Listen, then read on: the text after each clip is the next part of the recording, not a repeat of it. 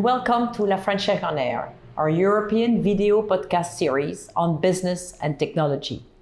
My name is Mylena Pierremont, and today I have the great pleasure to introduce Romain Rebour.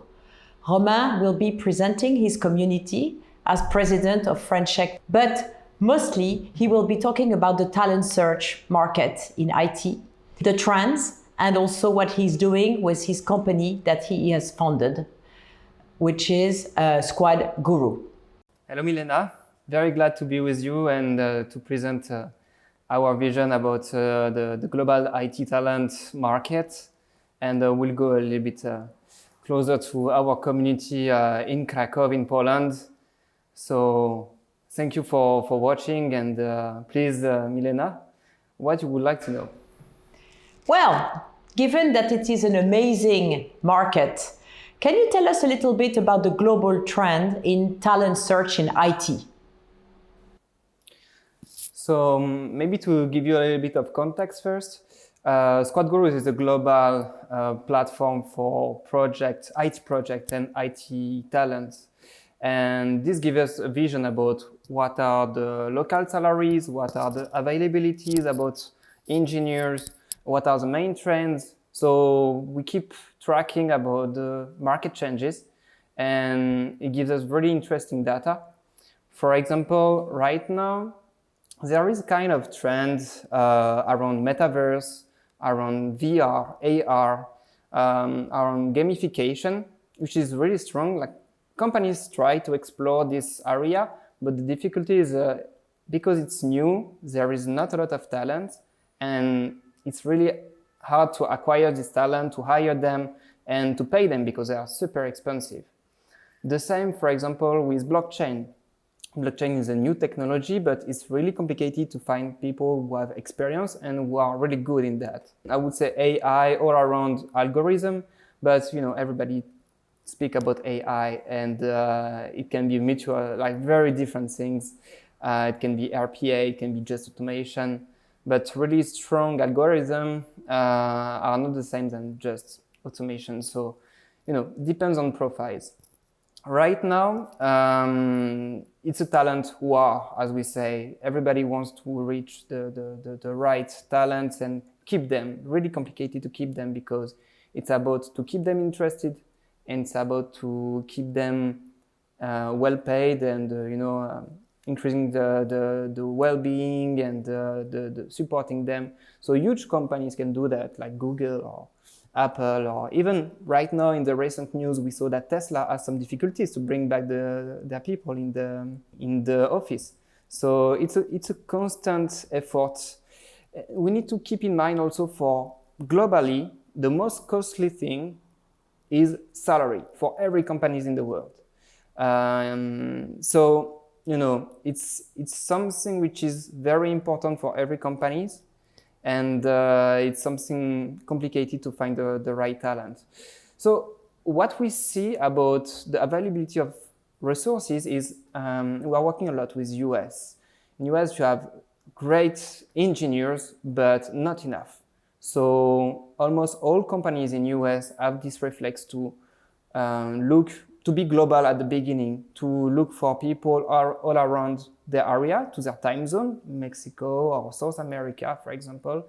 And it's a little bit different than in Europe. In Europe, we want to hire people, key people on the spot immediately in France or in Germany, where the company is based. So it's a different way of growing at the beginning. And the differences also we see since few years is the companies are preferring to hire internally and then go to outside their territory very quickly. And before it was different. They were focused only on internal hiring. So we are seeing an expansion of outsourcing, nearshoring. Thank you very much. This is really an interesting and challenging world in which you are setting up your company. So what is, if we look at the IT talent search in Warsaw and in Poland, which is the challenges that you think are the main one still, it's availability and cost of resources. We have, the competition between countries. In Poland, you have to know that they are the best ranked as developers in Europe. They are the third best developers in the world after China and Russia. So they are very demanded. Engineers are very demanded, and because they are well trained in universities, and we have the presence of global R&D centers of huge companies like, for example, Cisco, Google, BNP Paribas as French companies, or even HSBC as a global delivery center for IT in Cracovie. So it's really it's a big tendency around Poland. And just to speak globally, more specifically, actually around Europe, there is a really big difference between Western Europe and Eastern Europe. Eastern Europe was traditionally a kind of IT factory for Western Europe. So it was treated like that, but more and more we see that companies think directly to work with Poland or Romania or even Bulgaria when they are just on seed round. They don't look for the CTO as a French company in France, but we see more and more that they are going to directly to Poland or directly to Slovakia because they have great talent and they are less expensive at the beginning. Thank you so much. I know you've been personally very involved in the rescue of certain talents, which have been impacted in the war between Ukraine and Russia. And you have also, as president of French Tech, tried to really support the tech environment. Would you tell us a little bit more about the impact that you think this war between Ukraine and Russia is having on the IT talent market? So before the war, Ukraine was developing territory. It was a kind of El Dorado for IT. We can speak about that with our colleague from the French Tech in Kiev, Dominic. There was really a big trend of developing talents there, and a lot of big companies were going there to find the right talents because it was cheaper and to produce IT projects and to onboard the IT talents. And they were really performant, but when the war arrived, the availability of these resources decreased drastically. Actually, right now at SquadGurus, we are running one survey around our IT services providers in Ukraine to understand the availability of resources, the risk of cyber attack, all around the impact of the current war, and we'll publish soon the results. It can be interesting, but the fact is all the companies who are employing Ukrainians reconsidered to keep these resources, and sometimes they kept these resources, sometimes they didn't. Sometimes these people, because they are majority boys, so they can be impacted considering where they are located by the war as serving at the Ukrainian forces.